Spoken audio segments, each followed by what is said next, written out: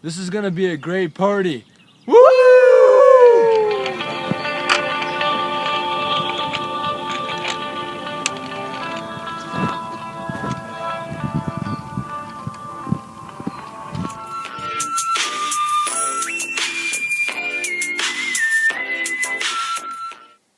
Let's go.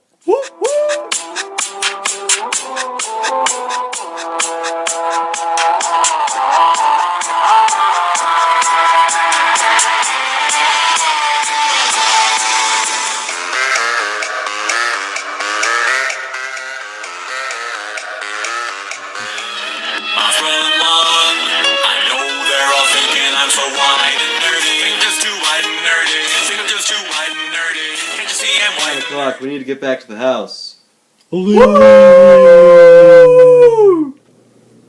My dad is going to want to know how fast we drove on average because I've already received the speeding ticket.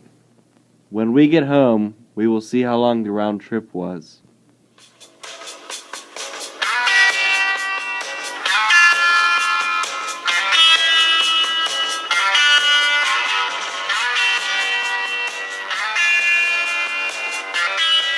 It took us an hour and 15 minutes to get there and 45 minutes to get home. It took us 2 hours, so now we can find our rate and tell my dad. Also, our average rate on the return trip was 20 miles per hour faster.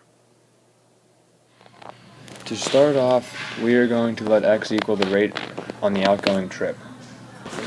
Next, we will let x plus 20 equal the rate on the return trip.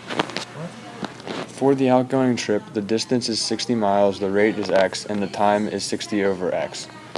For the return trip, the distance is 60 miles, the rate is x plus 20, and the time is 60 over x plus 20.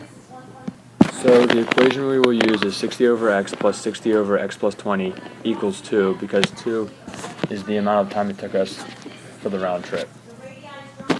Next, we will multiply each numerator by the least common denominator. For 60 over x, the x is simplified to 1, and for 60 over x plus 20, the x plus 20 is simplified to 1. Then we will use the distributive property to multiply the numbers through. After using the distributive property, the results are 60x plus 1200 plus 60x equals 2x squared plus 40x. After that, add together the like terms, which in this case is the two 60x's. Then subtract 40x from both sides. This leaves us with 80x plus 1200 equals 2x squared. After that, subtract 80x and 1200 from the left side and put them on the right side. This leaves us with 0 equals 2x squared minus 80x minus 1200. First, take out the greatest common factor, which is 2. Then divide each side by 2 to get rid of the 2. This leaves us with 0 equals x squared minus 40x minus 600. Because these numbers do not factor, we must use the quad formula. At the top of the page is the quadratic formula. After plugging in our numbers and simplifying, we got 40 plus or minus the square root of 1600 plus 2400 divided by 2.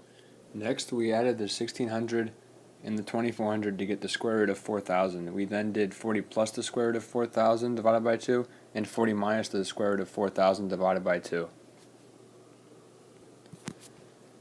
This gave us our answers, which were 51.623 and negative 11.623 miles per hour.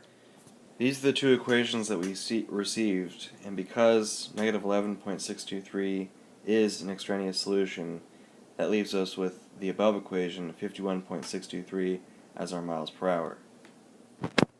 Our rate on the outgoing trip was 51.623 miles per hour, as we found before.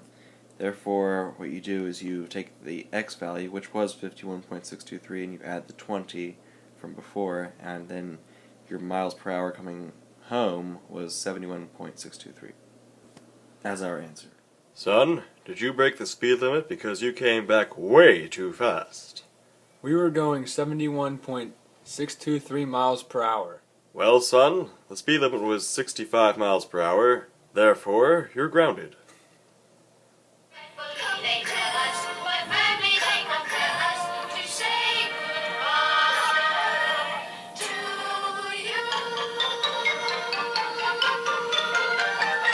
Hey, see you guys. See you, everyone. Woo!